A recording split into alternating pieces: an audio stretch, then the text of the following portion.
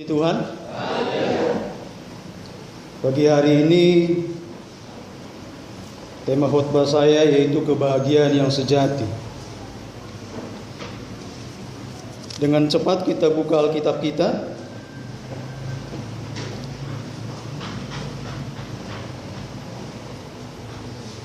Dalam kitab Mazmur pasal yang pertama, ayat pertama sampai dengan ayat yang ke-6. Sekali lagi, Mazmur pasal pertama ayat pertama sampai dengan ayat yang ke-6. Kalau sudah ketemu katakan haleluya. Dan saya ajak kita semua bangkit berdiri, kita akan baca secara bergantian. Saya ayat yang ganjil dan jemaat Tuhan ayat yang genap, dan nanti kita sama-sama di dalam ayatnya yang ke-6. Jalan orang benar dan jalan orang fasik. Berbahagialah orang yang tidak berjalan menurut nasihat orang fasik, yang tidak berdiri di jalan orang berdosa, dan yang tidak duduk dalam kumpulan pencemooh. Tetapi yang kesukaannya adalah Taurat Tuhan, dan yang merenungkan Taurat itu siang dan malam. Ia seperti pohon yang ditanam di tepi aliran air, yang menghasilkan buahnya pada musimnya, dan yang tidak layu daunnya, apa saja yang diperbuatnya berhasil. Bukan demikian orang fasik, mereka seperti selang yang ditiupkan angin. Sebab itu orang fasik tidak akan tahan dalam penghakiman, begitu pula orang berdosa dalam perkumpulan orang benar. Sebab Tuhan mengenal jalan orang benar, tetapi jalan orang fasik menuju kebinasaan. Silakan duduk Bapak Ibu Saudara yang dikasihi Tuhan Yesus Kristus. Yang berbahagia adalah mereka yang mendengarkan, merenungkan, bahkan yang melakukan firman Tuhan. Saudaraku, berbicara tentang kebahagiaan, tentunya setiap orang membutuhkannya. Tidak ada manusia di tengah-tengah dunia ini yang tidak mau yang namanya kebahagiaan hidup. Baik dia orang kaya, baik setengah kaya, atau ekspas ekonomi pas-pasan. Bahkan saudaraku yang dikasihi Tuhan Yesus Kristus, orang miskin sekalipun pasti merindukan yang namanya sebuah kebahagiaan ataupun kebahagiaan. Orang-orang berpangkat, orang yang mempunyai gelar banyak, orang yang tidak mempunyai gelar sekalipun, orang yang mempunyai titel banyak sekali, bahkan orang yang tidak punya sekolah pun sesungguhnya di dalam hidupnya mengharapkan hidupnya penuh dengan kebahagiaan. Itu sebabnya saudaraku yang dikasihi Tuhan Yesus Kristus, saya katakan tadi bahwa tidak ada satu orang pun di tengah-tengah dunia ini yang tidak membutuhkan yang namanya kebahagiaan. Kalau ada orang saudaraku yang dikasihi Tuhan Yesus Kristus, dia tidak butuh kebahagiaan, maka kemungkinan saudaraku dia perlu dicek ke rumah sakit jiwa. Jangan-jangan dia sudah jam 7:05 alias sudah mirip. Nah, saudara-saudaraku yang dikasihi Tuhan Yesus Kristus, itu sebabnya karena kebahagiaan ini menjadi sebuah kebutuhan manusia, segala upaya, segala tenaga, segala usaha dilakukan oleh seseorang untuk memperolehnya. Kita sekolahkan anak-anak kita tujuannya sebenarnya untuk apa, saudara? Supaya kita orang tua berbahagia. Para anak-anak kita sekolah tinggi-tinggi tujuannya apa? Supaya ada kebahagiaan di dalam hidupnya. Jadi saudaraku yang dikasihi Tuhan Yesus Kristus, apapun dilakukan oleh seseorang untuk memperoleh yang namanya kebahagiaan. Wilala hita na adong di na hadir pada saaton dan adong di hita na senang hidup tai menderita terus. Nang pe goarta mungkin damang do dai nang goarta si derita. Adong do goar ni jol masih derita. Apalagi bolo halak nias, maaf mungkin bolo adong halak nias ni son, molo halak nias so goarna agak-agak boy dohonon aneh-aneh do. Adong do naselia dong aku halak nias donganna si derita. Alai damang do daina wala nang pegoarna si derita. Ibana dang menderita. Luar biasa dotong jolman. Adong dotong warna si beriman. Mungkin damang do daina warna si beriman. Alai belum tentu ibana seorang na beriman, belum tentu. Alai mabai kuar sebenarnya nukibat halak batak do. Bayak kumada mangdudai nang guarni halak batak kan tahan sagala. Tahan imana. Dan tahan olat tu sadahal. Tahan sagala. Sudah. Termasuk penderitaan. Tahan do imana di sini. Nah saudaraku yang dikasihi Tuhan Yesus Kristus. Jadi tidak ada manusia yang hidupnya mau terus-menerus di dalam penderitaan. Mulai dia lahir sampai menghadap Sang Ilahi, hidupnya terus mengalami penderitaan. Saya mah harus penderitaan lah terus. Gak mau saya bahagia. Saya maunya menderita terus. Saya maunya susah terus. Sehingga hidupnya susah. Sama perjalanan di kereta api. Susah. Tidak ada saudaraku yang dikasihi Tuhan Yesus. Nah saudaraku yang dikasihi Tuhan Yesus Kristus.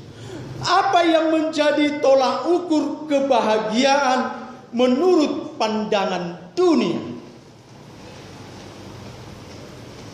Ada orang bahagia saudaraku yang dikasihi Tuhan Yesus Kristus ketika dia mempunyai uang yang sangat banyak. Dia baru terima gajinya dari perusahaannya, dari tempat di mana bekerja. Gajinya tidak tanggung-tanggung. Puluhan juta.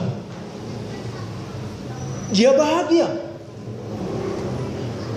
Ada orang saudaraku yang dikasihi Tuhan Yesus Kristus menjadikan tolak ukur kebahagiaannya itu ketika dia mungkin saudaraku yang dikasihi Tuhan Yesus Kristus memperoleh sebuah pekerjaan. Karena setiap waktu bahkan juga dia sudah sangat lama sekali mencari pekerjaan. Tetapi begitu dia memperoleh pekerjaan itu, dia merasa bahagia, dia merasa senang sekali saudaraku yang dikasihi Tuhan Yesus Kristus.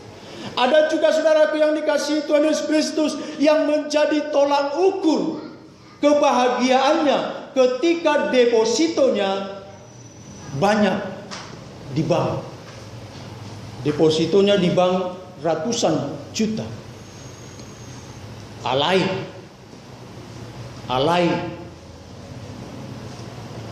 Sekali lagi, alay.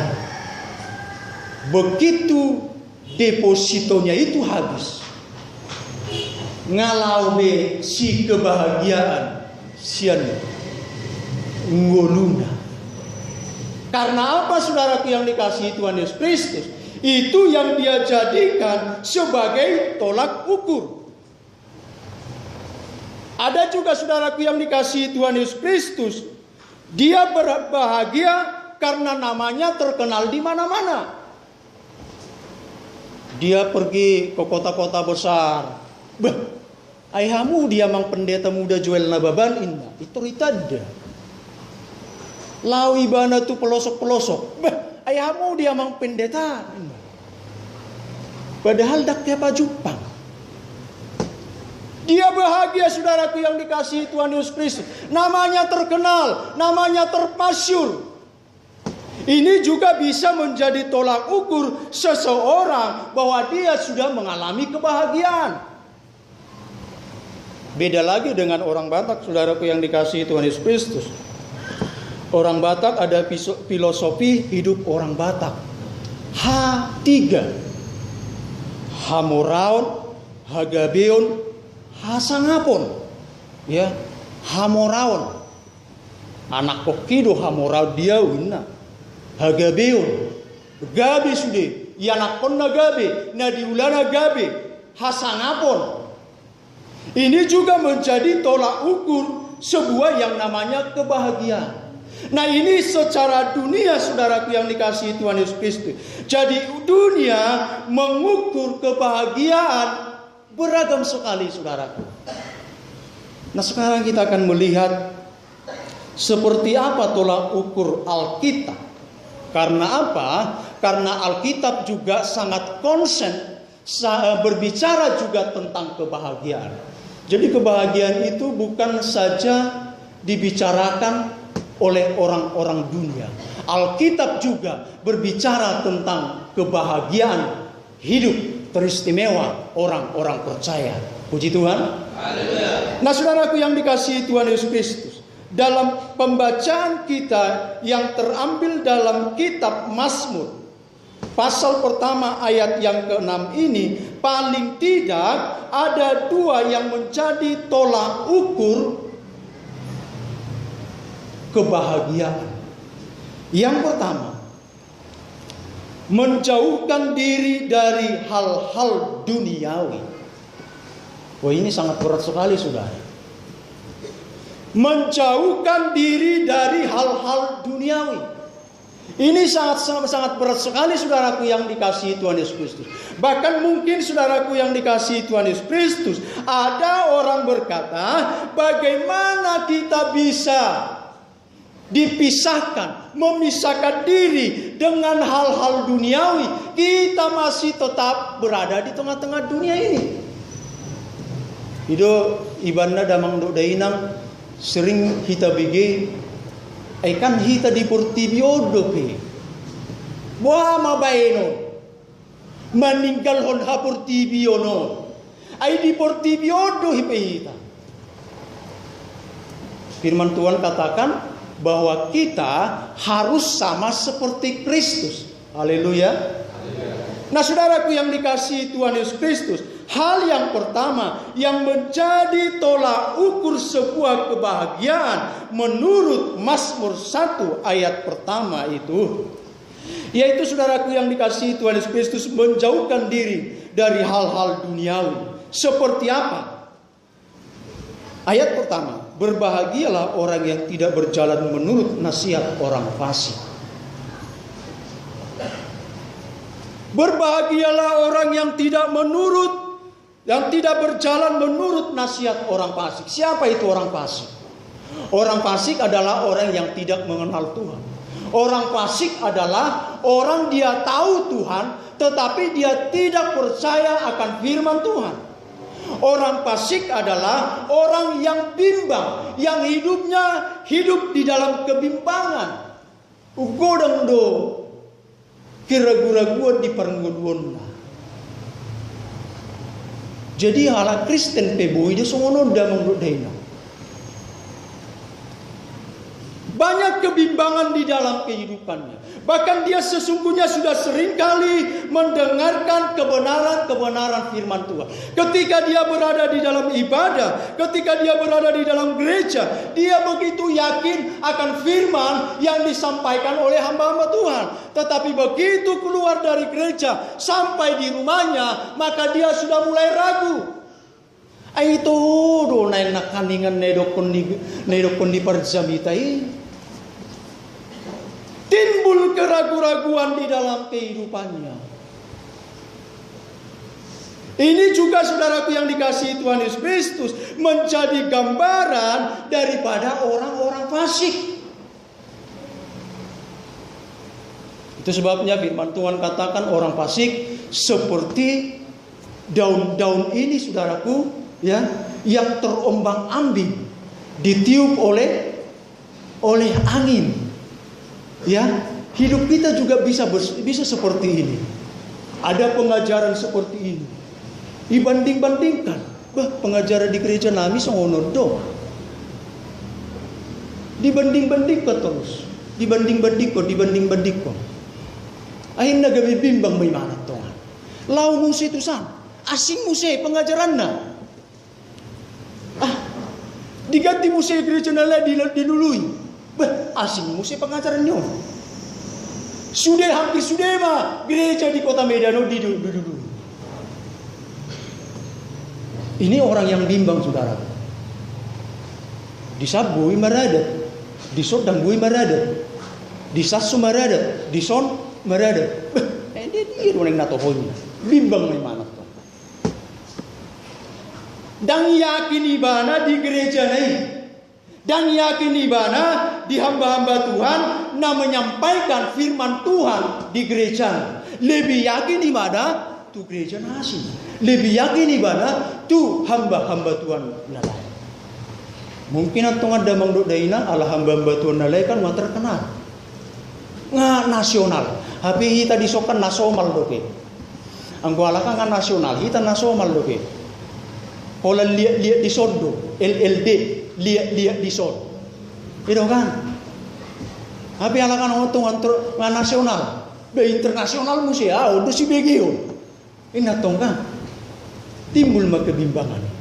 Nah saudaraku yang dikasihi Tuhan Yesus Kristus, ini juga saudaraku melibatkan ataupun dapat dikategorikan dengan hal-hal duniawi. Ya. Tidak berjalan menurut nasihat orang fasik. Tidak berjalan menurut nasihat orang fasik. Jadi saudaraku yang dikasihi Tuhan Yesus Kristus, yang menjadi standar di dalam hidupnya bukan nasihat-nasihat orang fasik. Bukan nasihat-nasihat orang yang tidak percaya. Bukan nasihat-nasihat orang yang ragu-ragu. Tidak, saudara. Kalau orang fasik berkata, saudaraku yang dikasihi Tuhan Yesus Kristus, bahwa hidup kita ini ya tidak harus mengalami penderitaan sebagai pengikut Tuhan. Maunya senang, bahagia terus. Tetapi firman Tuhan katakan, saudaraku yang dikasihi Tuhan Yesus Kristus, yang namanya kesenangan, yang namanya penderitaan harus dialami oleh setiap pengikut Kristus. Nah, saudara-saudaraku yang dikasihi Tuhan Yesus Kristus, selanjutnya menjauhkan diri dari hal-hal duniawi, bisa juga kita lihat di dalam ayatnya yang pertama tadi. Ia tidak berdiri di jalan orang berdosa. Saudara, kita ini apakah kita orang berdosa? Apakah kita orang berdosa? Atau kita tidak orang berdosa tetapi masih bisa melakukan dosa? Apakah kita ini orang benar tetapi masih bisa melakukan hal-hal yang tidak benar? Apakah kita ini orang berdosa? Atau saudaraku yang dikasihi Tuhan Yesus Kristus, karena kita sudah ditebus oleh Kristus, maka sesungguhnya status kita bukan orang berdosa lagi. Sekalipun saudaraku yang dikasihi Tuhan Yesus Kristus, setiap saat, setiap waktu kita bisa mungkin jatuh di dalam dosa.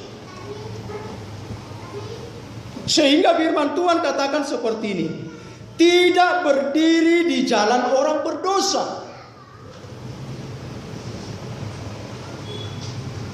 Bahwa kita sesungguhnya bukan orang-orang berdosa.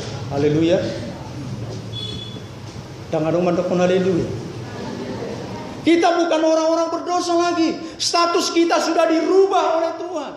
Kita sekarang adalah orang-orang benar. Sekalipun saudaraku yang dikasihi Tuhan Yesus Kristus, sekali lagi saya katakan, ada kemungkinan kita melakukan perbuatan-perbuatan yang tidak sesuai dengan kehendak Tuhan. Nah, saudaraku yang dikasihi Tuhan Yesus Kristus, Orang berdosa digambarkan orang yang melakukan kejahatan, orang yang melakukan pelanggaran hukum. Ini juga hal-hal duniawi, saudara.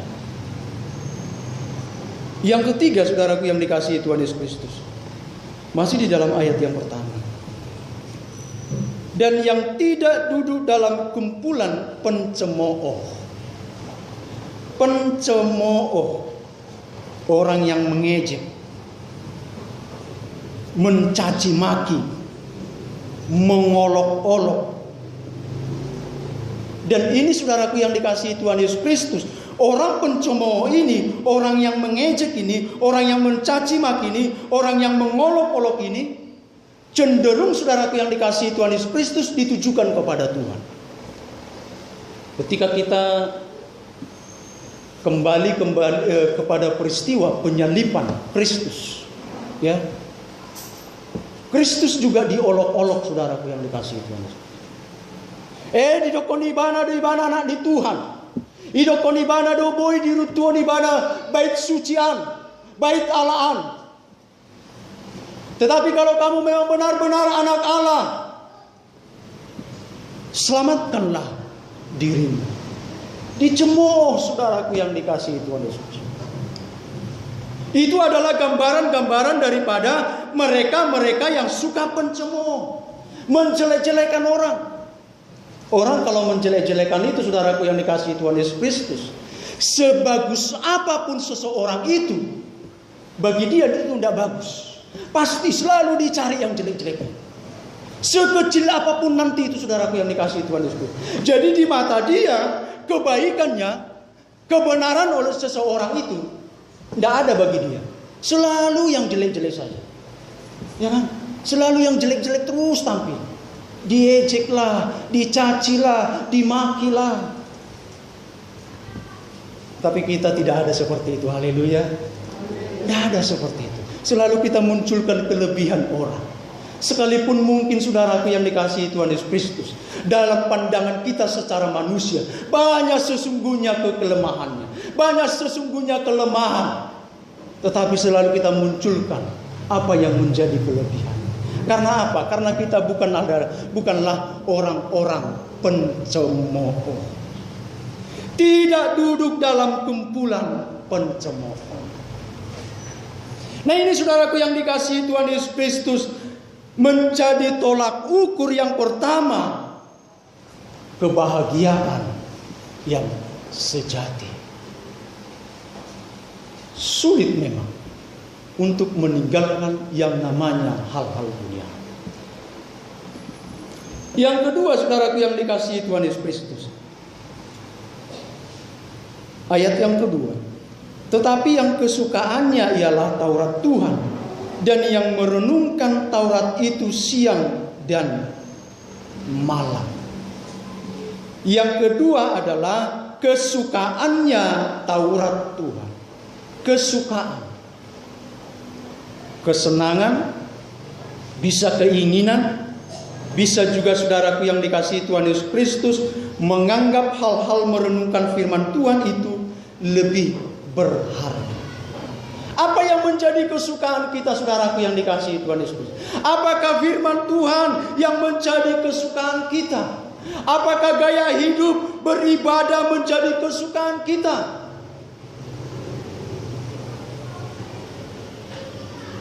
Setiap ada peribadatan itu menjadi kesukaan bagi kita.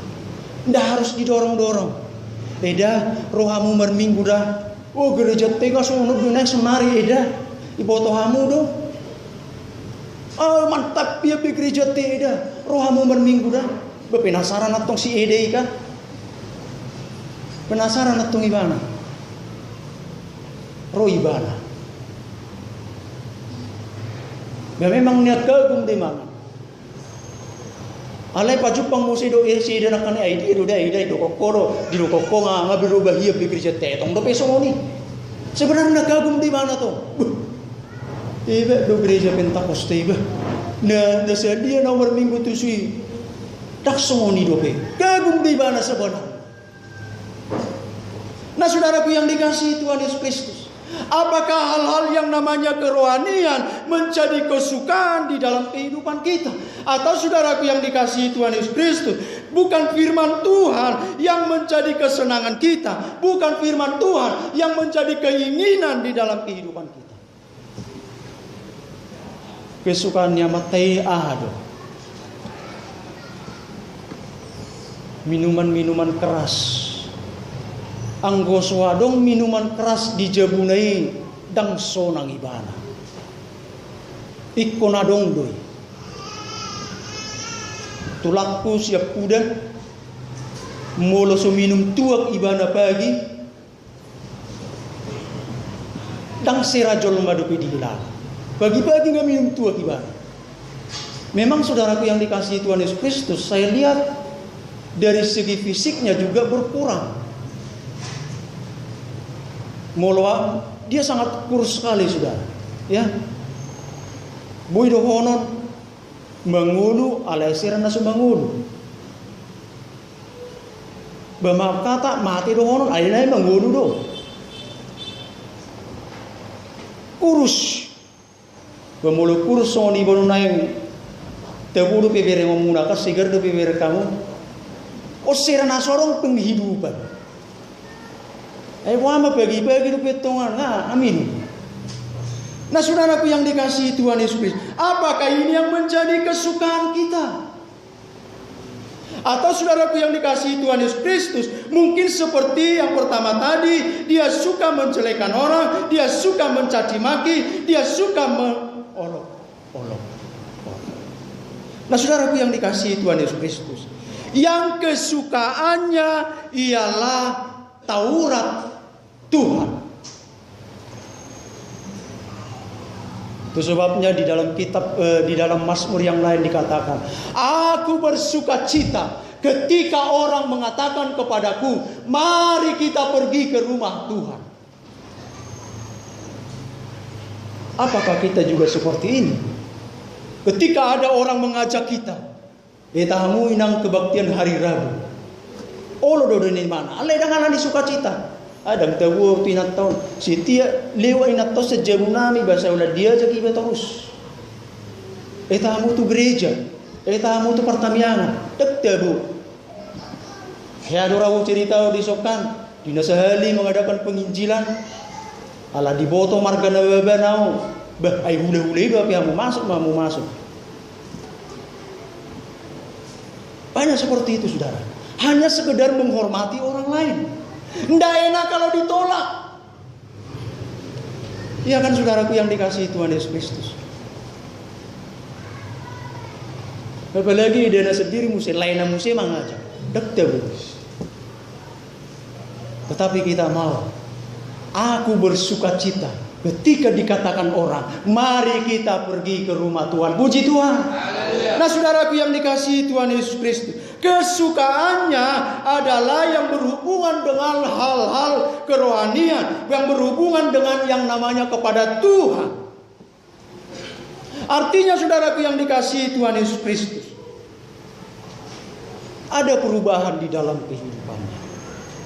Molo naujui holan minum-minuman keras do kesukaannya. Molo naujui holan na mertugil do kesukaannya. Molo naujui holan na makatai jolma do ulaunna. Alai sebenari itu adalah masalah. Hidupku bukannya aku lagi. Itu masa lalu.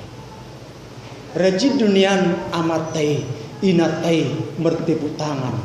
Alai mertepuk tangan dang di gereja Pentakosta. Mertepuk tangan di dia do, mertepuk tangan di lapo.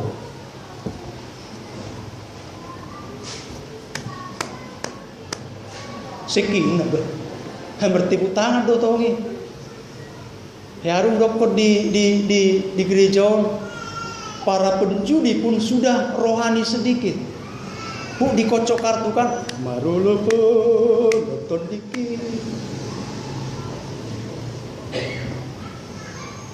Ngemulai soal nak kuat ya tong kartu nokan, kerahkanlah kekuatanmu. Nah, Nggak mulai mengkhawatirkan kartu. Diri puloro pertolongan Tuhan kan. Apa pertolongan di setan dorotong. Tetapi itu masa lalu.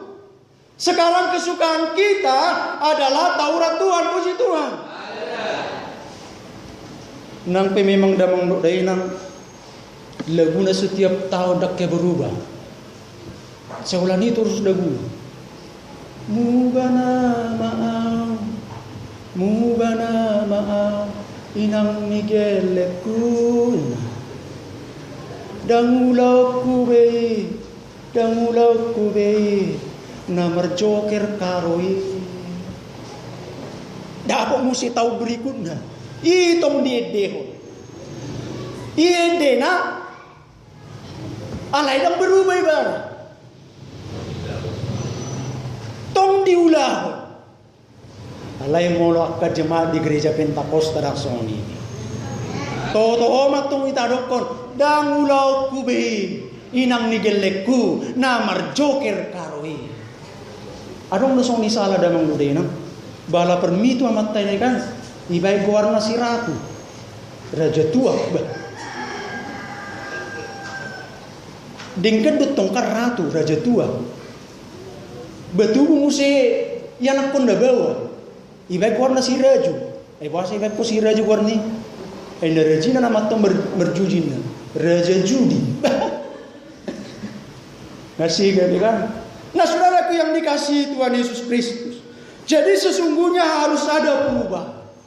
Ada kesukaan di dalam kehidupan kita mengenai Taurat Tuhan, mengenai firman Tuhan. Bahkan dikatakan di situ saudaraku yang dikasihi Tuhan Yesus Kristus, yang merenungkan Taurat itu siang dan malam. Bahwa ya mang setiap malam, setiap siang malam duhur renungkan firman itu ani. Ayah aduh neng maksud ni amang perjemita ya teh. Duhur renungkan dotor isama. Dan buyau murung mulusu pikiri. Dan buyau murung damang dodai nang mulusu hurenungkan jamitan yang matai. Iko say hurenungkan dui nari minggu sono ni roko na matai. Duga bitergang butong imana murung. Dan songoni nelpon ni Tuhan. Bukan itu maksudnya saudaraku yang dikasihi Tuhan Yesus Kristus. Ini nama rangan-rangan doang. Nama rangan-rangan doang. Bagaimana subuhi mudum cemati ala ni jamitan ni amatay kan. Basempat hubotoy sumber jamita pe taon nga. Iro ah. Memerjamita apa sa minggu lang boy mudum cemati na ulayani. Belum berkurs cemati ala merenungkan. Hidup kong merenungkan. Hape lang merenungkan sebenarnya nama rangan-rangan tuh. Beberapa rangan-rangan itu bisa saja. Merenungkan saudaraku yang dikasihi Tuhan Yesus Kristus. Merenungkan ini bisa diperkatakan, juga dibahas lebih dalam, dipikirkan, dibahas lebih dalam.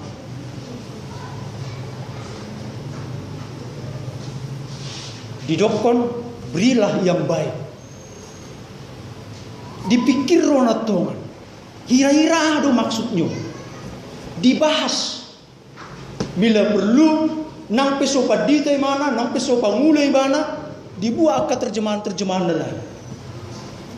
Itu kalau kita berbicara tentang merenungkan firman Tuhan.